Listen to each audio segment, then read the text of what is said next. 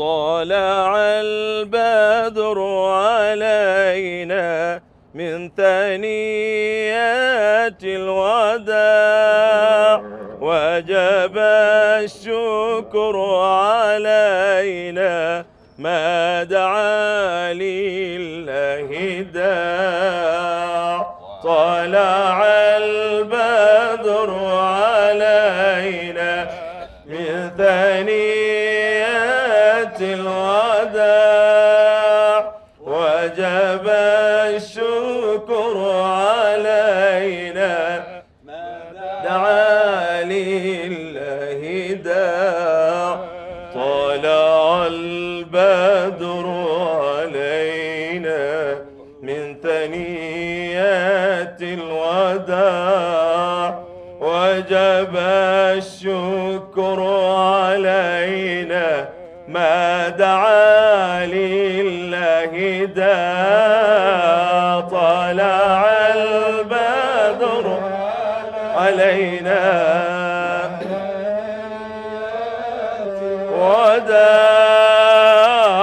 وجب الشكر. Bismillah, salatu wassalamu ala rasulillah. Sasa tumemaliza kununua tende ya ajwa ambayo tulizungumza juzi, tende moja muhimu sana. Ukirudi nyumbani ni zawadi nzuri kwa watoto, ni kinga ya sihiri ya sumu. Mwenyezi Mungu inshallah wakingi na sumu na mambo ya majanga ya kidunia. Huu ndio mji wa Madina na sehemu tuliotoka ni Jabal Uhud. Mtume sallallahu alaihi wasallam anasema Uhudun jabalun yuhibbuna wa nuhibbu. Uhud ni jabali ambalo linatupenda nasi tunalipenda. Kule peponi kutakuwa kuna vitu adimu ambavyo vitakuwa sehemu kama vile museum, kama vile sehemu ambayo unakwenda kutembelea, unaona makumbusho. Moja katika vitu vitakakuwepo peponi ni Jabal Uhud. Watu watakuwa wanaliona kama vile makumbusho ya peponi. Mwenyezi Mungu atujalie miongoni mwa watu wake. Na siku moja Mtume alikuwa katika jabali hili juu kabisa kule pamoja na sahaba wake Abu Bakar na Umar na Uthman. Kukawa na mtetemeko wa ardhi, lile jabali likatingishika. Mtume sallallahu alaihi wasallam akaliekea mkono akaliambia uthbut ya Uhud fa inna fawqaka nabiyyun was-siddiq wa shahidan. Tulia, tulia ewe Uhud, juu yako yuko mtume, yuko siddiq na wapo mashahidi wawili, yani Umar na Uthman. Hapo hata hawajauawa, lakini ni moja katika mambo ambayo Mtume sallallahu alaihi wasallam aliyazungumza mapema kabla ya kuondoka kwao. Mji wa Madina ni mji ambao Mtume aliupenda sana. Alikaa hapa kwa muda wa miaka 11. Makka alikaa miaka 13, Madina akakaa miaka 11. Kwa hiyo risala ya Mtume Muhammad sallallahu alaihi wasallam ni miaka 23. Miaka 13 Makka, miaka 10 Madina. Yani 10 kwenda 11 kwa sababu Mtume sallallahu alaihi wasallam alifanya hija yake ya mwisho mwaka wa 10. Kwa hiyo mwaka Kiislamu unaisha Dhulhijja, Muharram, Safar, Rabi, Mtume akafariki. Miezi ya kuhesabu tu katika mwaka wa 11. Ajili hiyo akaacha daula ya Kiislamu ikiwa ni mutaramiyatul atraf, ikaenea katika dunia nzima kutoka hapa. Kwa Madina hiya asimatul islamiyatil ula, asimatul islamil ula, capital city ya Kiislamu ya mwanzo ni mji huu wa Madina ambao Mtume sallallahu alaihi wasallam aliacha takriban masahaba 120 na wakawa ni wenye kueneza Uislamu na kufuata mafundisho yake. الحين رايحين لفين؟ قبلتين ثم قباء ولازم تمر في بئر غرس. Basi Mwenyezi Mungu inshallah atakapotujalia, sasa hivi tunaenda katika msikiti wa Qiblatain ambapo Mtume sallallahu alaihi wasallam ilisaliwa sala moja katika vibla vyote viwili kuelekea Baitul Maqdis, raka 2 za mwanzo na raka 2 za mwisho kuelekea Makkah al-Mukarrama. Mtume alipofika hapa Madina, kama tunavyojua, ilikuwa kibla chake ni kuelekea Baitul Maqdis. Kama alivyokuwa kule Maka, alikuwa hana tabu ya kuelekea Al-Kaaba na kuelekea Baitul Maqdis katika wakati mmoja. Lakini alipofika hapa ilikuwa huwezi kuelekea Maka ila uelekee Baitul Maqdis, kwa sababu ndiko ilikuwa kibla cha Waislamu. Mtume sallallahu alaihi wasallam alimuomba sana Allah ambadilishie kibla, na Mwenyezi Mungu akamuitikia.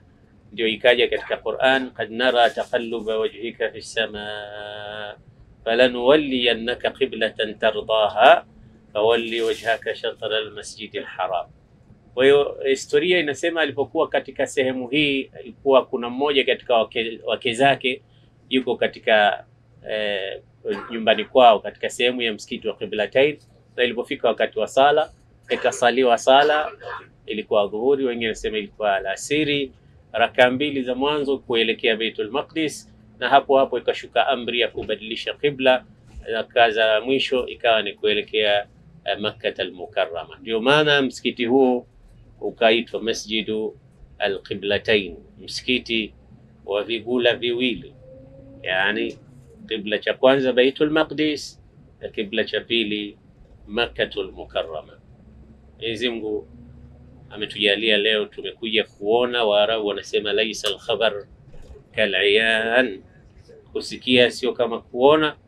Leo tumekuja Masjid al-Qiblatain kwa ajili ya kuona msikiti huo uliosaliwa sala moja katika sehemu za qibla mbili.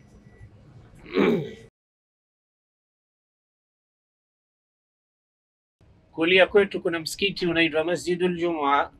Kulia kwetu huku msikiti huu hapa ni pahala aliposwali Mtume sallallahu alaihi wasallam sala ya Ijumaa ya mwanzo alipoingia Madina. Baada ya kutoka Masjid Quba anaelekea Madina City, alifika hapa wakati wa sala ya Ijumaa ukawa umefika, akaswali kwenye msikiti huu hapa Ijumaa ya kwanza, kwa sababu Maka watu walikuwa waswali Ijumaa kwa sababu bado ilikuwa ni Darul Kufr.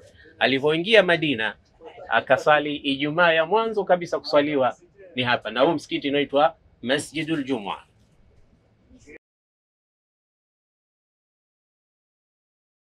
Hapa ndo nyumba ile ambayo Mtume sallallahu alaihi wasallam, kuna watu wawili walimpokea, mmoja akiitwa Saad ibn Khaythama, mwingine akiitwa Kulthum ibn al-Hajj. Nyumba za watu wawili hawa alikaa Mtume sallallahu alaihi wasallam baada ya kutoka Maka. Kituo chake cha kwanza ilikuwa hapa. Hapa ndipo Quba alipopokelewa mwanzo kabla ya kwenda kule, na huu msikiti hapa ndo uliojengwa mwanzo kabla ya ule kule. Na wengi katika wanachuoni wa tafsir wanasema ile aya la taqum fihi abadan la masjidun ussisa ala taqwa min awwali yawmin ahaqqu an taquma fihi rijalun yuhibbuna an yatatahharu wallahu yuhibbul mutahhirin. Ilikuwa unalengwa huu msikiti kwamba kuna watu wanapenda kujitahirisha na Mwenyezi Mungu anawapenda watu wenye kujitahirisha. Hapa Mtume alikaa siku 7, wengine wanasema alikaa siku 5. Ile siku ya kuondoka hapa ilikuwa siku ya Ijumaa. Ndo alipokuwa anaondoka hapa asubuhi, wakati wa sala ya Ijumaa ukaingia mbele pale, ndo tukaukuta ule msikiti unaitwa Masjidul Jumaa. Akaswali Ijumaa yake ya kwanza pale, alafu ndo akaenda zake Madina.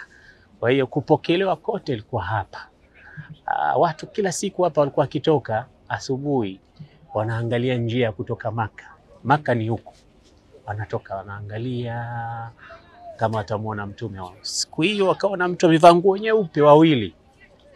Wanasemekana Mtume alikuja hapa akiwa nguo zake ni safi, kinyume cha mtu akiwa safarini. Mtu akiwa safarini unajua anachafuka sana. Sasa katika history wanasema Abdullah ni Mtume sallallahu alaihi wasallam alivishwa nguo na Zubair ibn al-Awwam, babake Abdullah ibn Zubair. Walikuwa wafanya biashara, walikutana huko kabla ya kufika hapa, wakawapa nguo mpya nzuri safi, wakaingia nazo hapa Madina. Kwa hiyo watu walikuwa wanaona watu wawili wanakuja, lakini hawamjui Mtume ni nani. Watu wa Madina walikuwa hawajamuona Mtume, wanamsikia tu. Sasa Abubakar alipofika karibu akawa kama na mwavuli, kama kitu hivi anamkinga nacho juu wa Mtume. Watu wakaona huyu anayekingwa huyu ndiye atakuwa Mtume. Watu wakashuka, wakawa sasa na furaha, kila watu wa Madina wote furaha yao ikawa kubwa kwa kumpokea mtume. Kila mtu anataka akae kwake mtume. Ndio akakaa kwa huyu bwana jina lake Saad ibn Khaythama. Na kuna mwingine anaitwa Kulthum ibn al-Hadm. Nyumba zao zilikuwa hapa karibu. Hii hapa ndani ya tuliposali pale ndipo yule ngamia mtume alipopiga magoti akashuka, mtume kapokelewa. Ni sehemu hii na msikiti pahala aliposali alipoasisi mtume, msikiti wake wa mwanzo ndo hapa Masjid Quba. Ni sehemu hii wanaita Thaniyatul Wada. Ndo sehemu hii kama makutano ya au stage kuu ya wasafiri kutoka Maka kuingia Madina. Naam. Asalamu. Jambo baba. Hali yako? Asante. Alaykum salaam. Jambo? Alhamdulillah. Karibuni. Asante. Asante. Shukran. Wa alaykum salaam. Huku ndo Maka. Na hapa kulikuwa kuna kisima, kipo mpaka sasa hivi lakini ni alama tu. Somewhere kama tukiamua kutafuta tutakikuta. Ni alama tu wameziweka sasa hivi kwa sababu ties zote hizo. Hichi kisima ndo kisima cha kwanza ambacho mtume alikunywa maji yake alipofika hapa Quba. Na hapa ndipo alipo, kama ukisoma kuna hadithi mtume alikuwa amekaa ameegemea, akaingia Abubakar akasema bashirieni pepo, akaingia Umar akasema bashirieni pepo, akaingia Uthman akasema bashirieni pepo na balaa zitakazomkuta. Na alikuwa amekaa tu akavaa nguo zake vizuri, akaulizwa kwa nini, akasema huyu malaika wanamuonea haya Uthman bin Affan.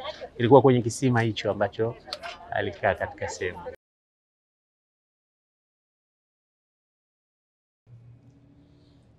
Lahu kipo kitu ghali duniani ni rasuli. Lahu kipo kitu ghali duniani ni rasuli. Manabina mursali hawalingani na rasuli. Manabina mursali hawalingani na rasuli. Twampenda kweli kweli, mahaba yaso mithali. Twampenda kweli kweli, mahaba yaso mithali. Lahu kipo kitu ghali duniani ni rasuli. Lahu kipo kitu ghali duniani ni rasuli. Manabina mursali hawalingani na rasuli. Manabina mursali hawalingani na rasuli. Twampenda kweli kweli, mahaba yaso mithali. Twampenda kweli kweli, mahaba yaso mithali. Adamu pia wengine walitaka wamuone. Adamu pia wengine walitaka wamuone.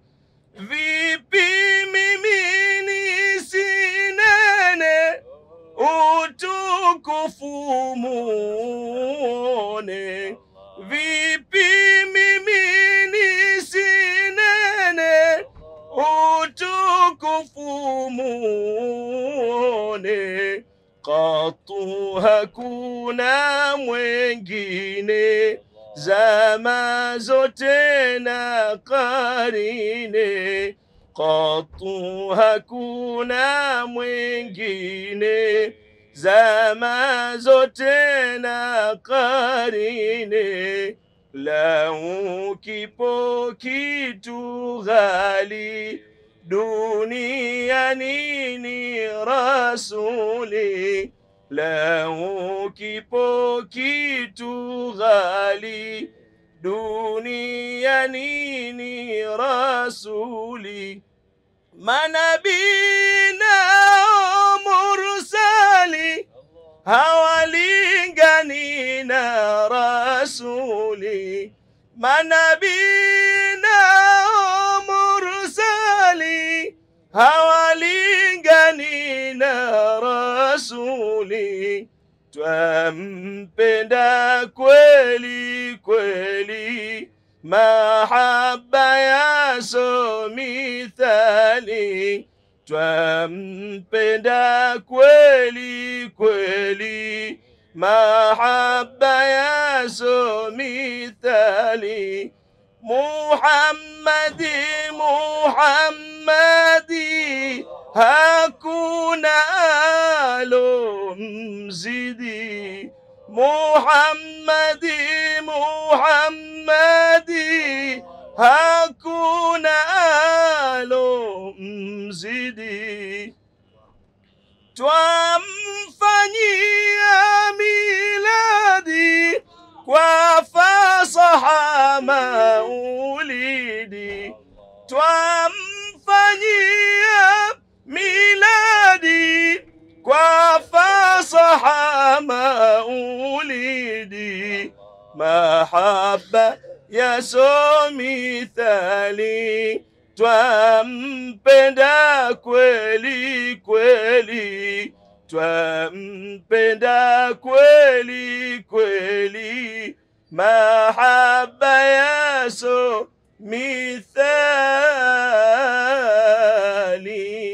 mithali. Anayo alama, ana alama, Mtume Muhammad ana alama, baina katifaihi rasulillah, bega la Mtume lina alama. Anayo alama Mtume Muhammad lama, baina katifaini rasulillah, bega la Mtume lina alama. Kubala kijani nalipenda sana, yundani amini nuru nyingi sana. Tumsalieni kipenzi cha Bwana, sote rehemani kwa sala ya Bwana. Nayo alama lama Mtume Muhammad ana alama, baina katifai rasulillah, bega la Mtume. Jina la rasuli ni dawa hakika, maradhi thaqili yote huondoka. Mahaba ya kweli yakithibitika, kwa nyingi dalili tutaneemeka. Alama ama Mtume Muhammad ana alama, baina katifaihi rasulillah, bega la Mtume. Usinilaumu kwa niliyosema, uliza kaumu ya majini wema, walipata hamu ya kuja imama. Bishara adhimu walikizisema, nayo alama lama Mtume Muhammad ana alama, baina katifai rasulillah, bega la Mtume lina alama.